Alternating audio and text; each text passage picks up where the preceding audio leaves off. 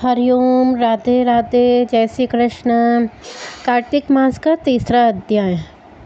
सत्यभामा ने कहा, हे प्रभु, आप तो सभी काल में व्यापक हैं और सभी काल आपके आगे एक समान है। फिर यह कार्तिक मास ही सभी मासों में श्रेष्ठ क्यों है? आप सब तिथियों में एकादशी और सभी मासों में कार्तिक मास को ही अपना प्रिय क्यों कहते हैं? इसका कारण बताइए।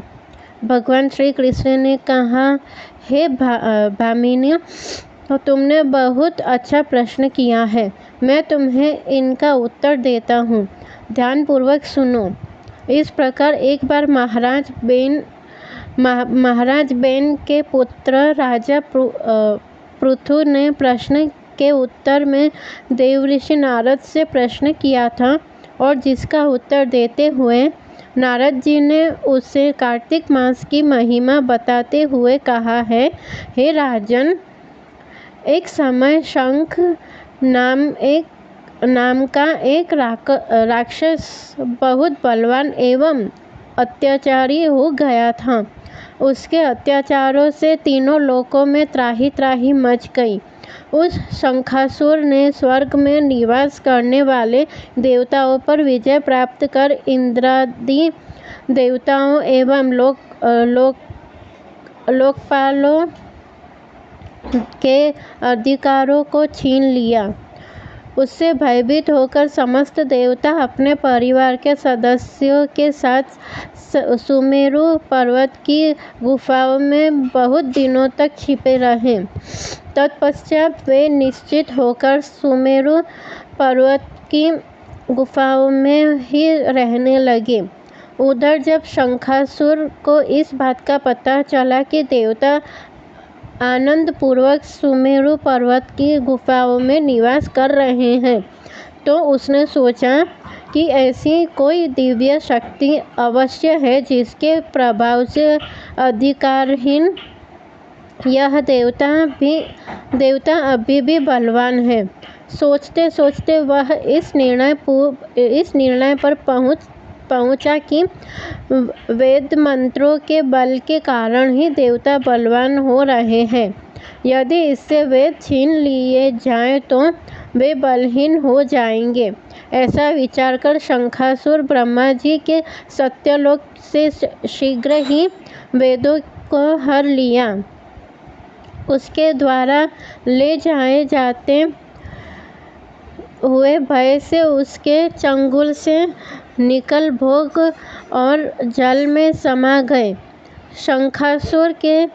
शंखासुर ने वेद मंत्रों तथा बीज मंत्रों को ढूंढते हुए सागर में प्रवेश किया, परंतु न तो उसको वेद मंत्र मिले और न ही बीज मंत्र। जब शंखासुर सागर से निराश होकर वापस लौटा तो उस समय ब्रह्मा जी पूजा की सामग्री लेकर सभी देवताओं के साथ भगवान विष्णु की शरण में पहुँचे और भगवान को गहरी निद्रा से जगाने के लिए गाने बजाने लगे और धूप गंध आदि से बारंबार उनका पूजन करने लगे। धूप दीप नैवेद्य आदि अर्पित किए जाने पर भगवान की निद्रा टूटी और वह देवताओं सहित ब्रह्मा जी को अपना पूजन करते हुए देखकर बहुत प्रसन्न हुए तथा कहने लगे, मैं आप लोगों के किस कीर्तन एवं मंगलाचरण से बहुत प्रसन्न हूँ। आप अपना अभिष्ट वरदान मांगिए, मैं अवश्य प्रदान करूँगा। जो मनुष्य आश्विन शुक्ल की एकादशी से देवोत्थान एकादशी तक ब्रह्म मुहूर्त में उठकर मेरी पूजा करेंगे, उन्हें तुम्हारी ही भांति मेरे प्रश्न होने के कारण सुख की प्राप्ति होगी। आप लोग जो पाज्ञ अर्थ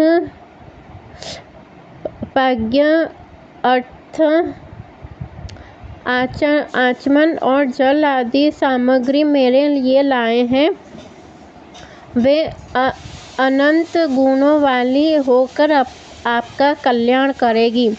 शंखासुर द्वारा हरे गए संपूर्ण वेद जल में स्थित हैं। मैं सागर पुत्र शंखासुर का वध कर के उन वेदों को अभी लाए देता हूँ। आज से मंत्र बीज और वेदों सहित मैं प्रतिवर्ष कार्तिक मास में जल में विश्राम किया करूँगा। अब मैं मत्स्य का रूप धारण करके जल में जाता हूँ। तुम सब देवता भी मुनीश्वरों सहित मेरे साथ जल में आओ। इस कार्तिक मास में जो श्रेष्ठ मनुष्य प्रातःकाल स्नान करते हैं, वे सब यज्ञ के अवरुद्ध स्नान द्वारा भली भांति नहा लेते हैं। हे देवेंद्र, कार्तिक मास में व्रत करने वालों को सब प्रकार से धन, पुत्र पुत्री आदि देते रहना और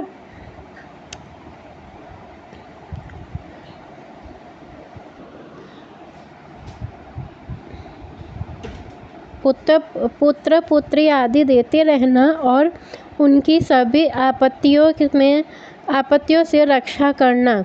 हे धनपति कुबेर, मेरी आज्ञा के अनुसार तुम उनके धन धान्य की वृद्धि करना, क्योंकि इस प्रकार का आचरण करने वाला मनुष्य मेरा रूप धारण करके जीवन मुक्त हो जाता है। जो मनुष्य जन्म से लेकर मृत्यु प्रयत्न विधि पूर्वक इस उत्तम व्रत को करता है, वह आप लोगों का भी पूजनीय है। कार्तिक शुक्ल पक्ष की एकादशी तिथि को तुम लोगों ने मुझे जगाया है, इसलिए यह तिथि मेरे लिए अत्यंत प्रीतिदायिनी और माननीय है। हे देवताओं, यह दोनों व्रत नियम पूर्वक करने से मनुष्य मेरा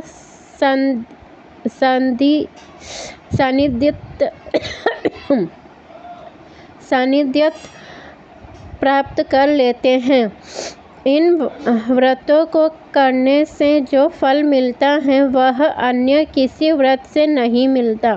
अतः प्रत्येक मनुष्य को सुखी और निरोग रहने के लिए कार्तिक महात्म्य और एकादशी की कथा सुनते हुए उपयुक्त नियमों का पालन करना चाहिए। जय श्री कृष्ण। तीसरा अध्याय समाप्त।